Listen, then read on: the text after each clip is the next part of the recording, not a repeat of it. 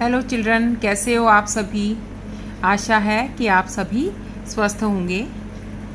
प्यारे बच्चों, अपनी पिछली कक्षा में हमने औपचारिक पत्र का प्रारूप इस बात पर चर्चा की थी और आपको पत्र के अंग समझाए थे। कौन कौन से अंग औपचारिक पत्र में आवश्यक होते हैं, उनके बगैर औपचारिक पत्र अधूरा माना जाता है।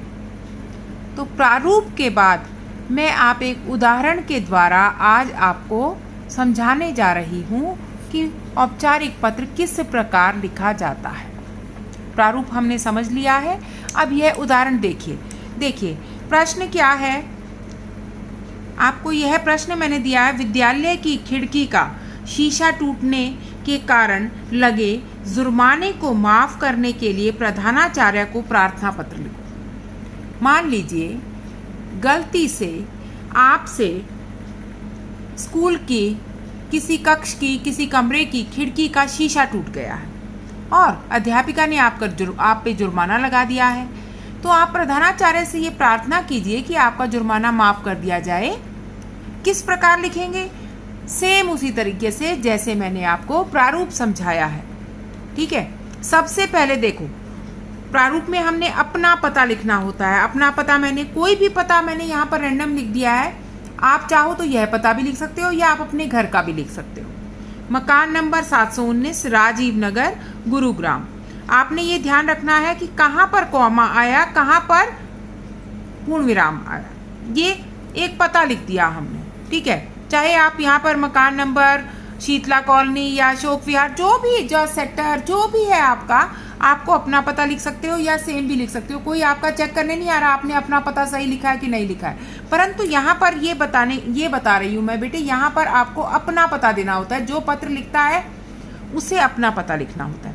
उसके बाद दिनांक में यहाँ लिखना भूल गई थी तो मैंने थोड़ा एरो डाल दिया। आप यही लिखेंगे दिनांक, जो जिस दिन आप पत्र लिख रहे हो उसी दिन की 5 जून 2020। इसके बाद ईयर, साल लिखने के बाद कुछ भी आपको नहीं लिखना है। उसके बाद संबोधन करेंगे जिसको आप पत्र लिख रहे हो। सेवा में प्रधानाचार्य को लिख रहे हो तो प्रधानाचार्य ji, lieutenant Atul Kataria memorial school Gurugram. ये प्राप्तकर्ता का पता हो गया। उसके बाद विषय हमने लिखा जुर्माना माफ करवाने के लिए प्रार्थना पत्र। उसको अंडरलाइन करेंगे तो और भी अच्छा लगेगा। उसके बाद आपको पता है जहां पर आपको पंक्तियां छोड़नी है वहां पंक्ति जरूर छोड़ें। दिनांक के बाद छूटेगी, उसके बाद यहाँ पर छूटेगी प्राप्तकर्ता पता के बाद, उसके बाद विषय के नीचे भी छूटेगी महोदया। फिर उसके बाद आप साथ लिख सकते हो सविनय निवेदन।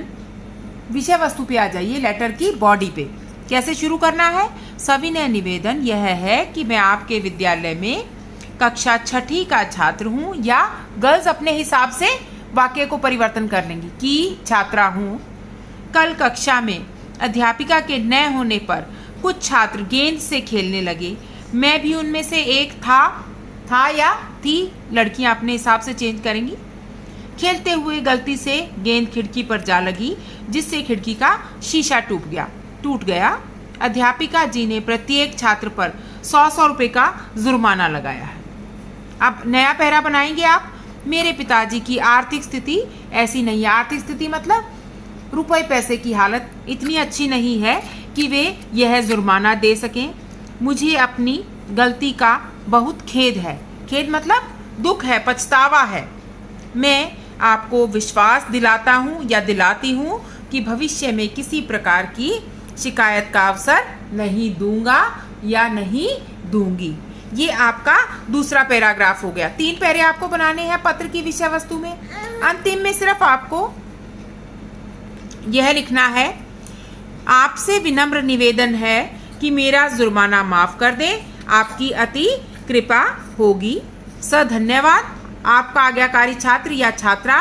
नीचे यहाँ पर आपको अपना नाम लिखना है। अपना नाम नहीं लिखना, सिर्फ वर्ड आपको लिखना है। अमिता, अदिति, जो भी है आपका नाम, यहाँ पर नाम, उसके बाद कक्षा और अपना रोल नंबर मतलब अनुक्रमांक।